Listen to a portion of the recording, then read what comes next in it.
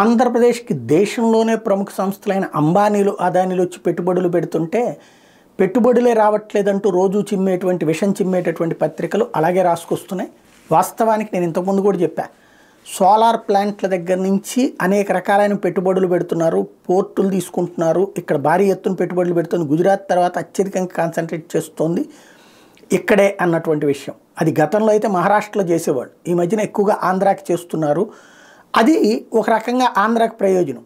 అది చంద్రబాబు టైంలో చేయట్లేదు కాబట్టి, జగన్ వచ్చాక చేస్తున్నారు కాబట్టి నెగిటివ్ వార్తలు రాసుకొస్తున్నారు. అది పక్కన పెడితే ఇవాళ వచ్చేటప్పటికి ఆంధ్రప్రదేశ్ పారిశ్రామిక రంగానికి సంబంధించి కీలకమైనటువంటిది Reliance bio energy, Aditya Birla గ్రూప్తో పాటు పలు సంవత్సరాలు రాష్ట్రం నెలకొల్పుతున్న పరిశ్రమలకి ఇవాళ ముఖ్యమంత్రి జగన్ తన క్యాంప్ కార్యాలయం నుంచి వర్చువల్గా శంకుస్థాపన చేయబోతున్నారు. సుమారు 4177 కోట్ల పెట్టుబడులతో ఏర్పడుతున్న పలు పరిశ్రమలకు భూమి పూజ నిర్వహించబోతున్నారు. ఇవి కాకుండా 655 కోట్లతో నెలకొల్పిన ఆగ్రో ప్రాసెసింగ్ యూనిట్లను ముఖ్యమంత్రి జగన్ ప్రారంభించబోతున్నారు. మొత్తంగా సుమారు 4833 కోట్ల పెట్టుబడులు రాబోతుంటే కొత్తగా 4046 మందికి ఉద్యోగాలు వస్తాయి. రిలయన్స్ బయో ఎనర్జీ రాష్ట్రంలో 8 ప్రాంతాల వ్యవసాయ వ్యర్థాల నుండి బయోగ్యాస్ ప్లాంట్లను ఏర్పాటు చేయబోతుంది.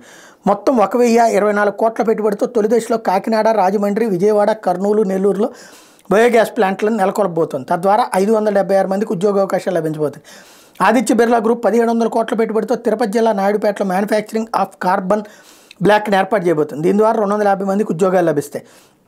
వీటితో పాటు Hella infra, Vesuvius India limited, APIIC, AP MSME corporation, అసవోలియా ప్రైవేట్ లిమిటెడ్కి చెందిన పలు ప్రాజెక్టులకి వర్చువల్గా ప్రారంభోత్సవం. ఇక్కడే జగన్కి చంద్రబాబుకు ఉన్న తేడా ఏంటంటే, చంద్రబాబు నాయుడు చిన్న కంపెనీకైనా స్వయంగా వెళ్ళి ఇనాగ్రేషన్లు చేసి భారీ ఎత్తున హడావిడి చేసుకుంటారు. ఇక్కడ రిలయన్స్ వాళ్ళ అంబానీలది ఈ కార్యక్రమానికి కూడా వర్చువల్గా వెళ్ళడం అన్నటువంటి జగన్కి చేసినటువంటి ఒక రకంగా చెప్పాలంటే తలతెక్క పని అని చెప్పాలి.